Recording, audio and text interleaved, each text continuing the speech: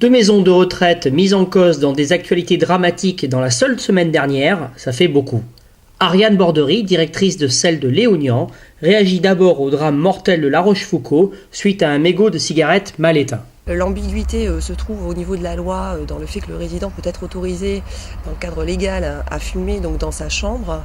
La difficulté que nous rencontrons au quotidien, c'est que si nous autorisons donc le résident à fumer dans une chambre, il peut effectivement se passer un événement dramatique, comme ces derniers jours. Donc nous, au titre du principe de précaution, en tant que directeur de maison de retraite, généralement, nous autorisons les résidents à sortir à l'extérieur dans un espace sécurisé en présence d'un soignant ou du personnel hôtelier pour l'accompagner. Et puis à l'absence de personnel dans la nuit de mardi 15 à mercredi 16 novembre à Carrières-sous-Poissy. Donc en maison de retraite, déjà on a une continuité de l'activité, donc 24-24.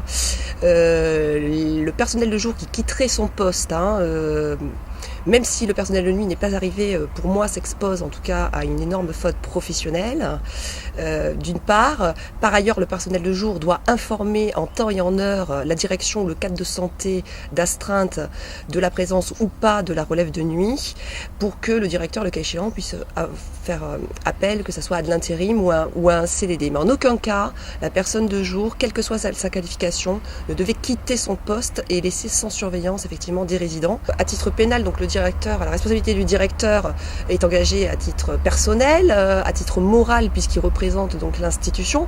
Le personnel également peut être poursuivi à titre civil. Faut savoir que les familles peuvent se constituer également partie civile, que ça peut se terminer par une garde à vue du personnel soignant 2 jours ainsi que le directeur. C'est quand même extrêmement lourd de conséquences. Donc pour moi, il y a une vraie négligence. Deux négligences inacceptables pour des personnes dépendantes qui aimeraient passer une fin de vie paisible.